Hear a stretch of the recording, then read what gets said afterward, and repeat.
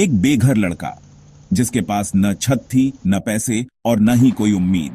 लेकिन उसी लड़के ने एक ऐसी कंपनी बनाई जो आज लग्जरी की दुनिया का ताज है, लुई वुइटन। यह कहानी सिर्फ बैग और फैशन की नहीं, यह हौसले, मेहनत और एक अनोखे सपने की है। 19वीं सदी के फ्रांस में एक गरीब किशोर ने कैसे दुनिया को अपनी कला और जुनून से जीत लिया। आइए लुई वुइटन की इस प्रेरणादायक और अविश्वसनीय यात्रा में गोता लगाएं और जानें कि कैसे एक बेघर लड़के ने इतिहास रच दिया। लुई वुइटन का जन्म 4 अगस्त 1821 को फ्रांस के छोटे से गांव अंचे में हुआ। उनका परिवार गरीब था। पिता एक बढ़ई और मां एक मिल वर्कर थीं। लुई की जिंदगी शुरू से ही मुश्किल थी। 10 साल की उम्र में उनकी मां की मृत्यु हो गई और सौतेली मां के साथ रिश्ते कड़वे थे। 13 साल की उम्र में लुई ने घर छोड़ दिया। उनके पास न पैसा था, न पढ़ाई और न ही कोई रास्ता। लेकिन उनके दिल में एक जुनून था, कुछ बड़ा करने का सपना। 1835 में वह पैदल ही 400 किलोमीटर चलकर पेरिस पहुंचे। यह यात्रा 2 साल तक चली, जिसमें उन्होंने मजदूरी और छोटे मोटे काम किए। पेरिस में 16 साल की उम्र में लुई को मॉन्सियोर मारेचल नाम के एक ट्रंक मेकर के यहां नौकरी मिली।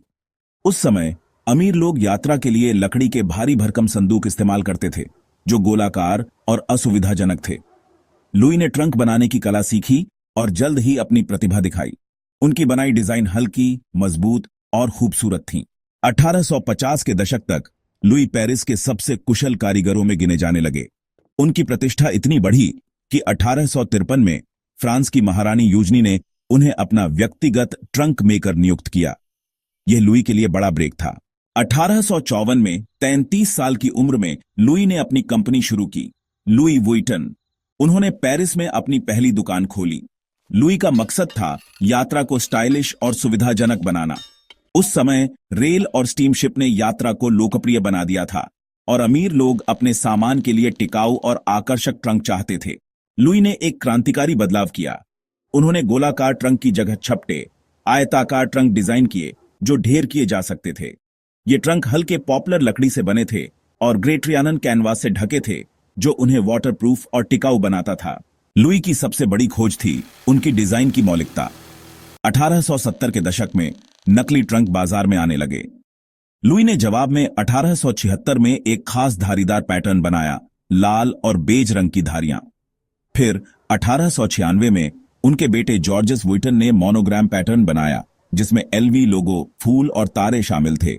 यह पैटर्न आज भी लुई वुइटन की पहचान है। यह मोनोग्राम न सिर्फ ब्रांड की रक्षा करता था, बल्कि इसे लग्जरी का प्रतीक बनाता था। लुई की कंपनी सिर्फ ट्रंक तक सीमित नहीं रही।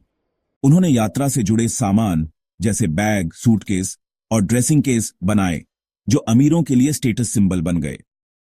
19वीं सदी के अंत तक लुई वुइटन की दुकानें लंदन, न्यूयॉर्क और शिकागो में खुल चुकी थीं। उनके ग्राहकों में यूरोप के राजघराने, हॉलीवुड सितारे और अमीर व्यापारी शामिल थे। लुई की कारीगरी इतनी शानदार थी कि उनके ट्रंक को कला का टुकड़ा कहा जाता था। लेकिन लुई की सफलता आसान नहीं थी। 19वीं सदी का पेरिस प्रतिस्पर्धा और सामाजिक भेदभाव से भरा था। एक गरीब ग्रामीण लड़के के लिए अमीरों की दुनिया में जगह बनाना असंभव था। फिर भी लुई ने अपनी मेहनत और नवाचार से सबको पीछे छोड़ा। उन्होंने कभी औपचारिक शिक्षा नहीं ली, लेकिन उनकी डिजाइन में वैज्ञानिक दृष्टिकोण था, वजन, संतुलन और सामग्री का सही इस्तेमाल। 1858 में उन्होंने एक नया लॉक सिस्टम बनाया जो चोरों से सामान सुरक्षित रखता था।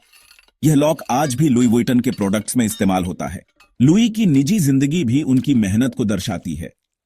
1854 में उन्होंने 17 साल की क्लेमेंस एमिली पारियाक्स से शादी की और उनके 6 बच्चे हुए। लुई अपने परिवार को बेहतर जिंदगी देना चाहते थे, जो उनकी गरीबी भरी जवानी से बिल्कुल उलट थी।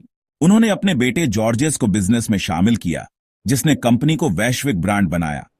1892 में 70 साल की उम्र में लुई की मृत्यु हो गई, लेकिन उनकी विरासत जॉर्जेस और बाद में उनके वंशजों ने आगे बढ़ाई। 20वीं सदी में लुई वुइटन ने फैशन की दुनिया में कदम रखा। 1987 में company LVMH Moet Hennessy Louis Vuitton का हिस्सा बनी, जो आज दुनिया की सबसे बड़ी लग्जरी कंपनी है।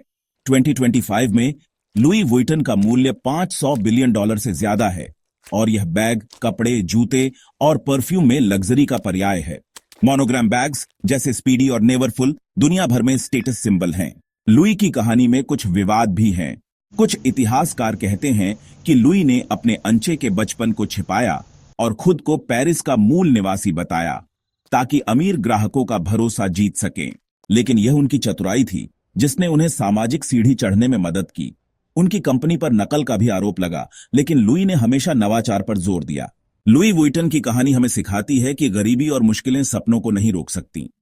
एक बेघर लड़के ने न सिर्फ अपने लिए बल्कि पूरी दुनिया के लिए एक ऐसी विरासत बनाई जो 150 साल बाद भी चमक रही है। क्या कोई और ऐसा कर सकता है, या लुई वुइटन जैसा जादू सिर्फ एक बार होता है?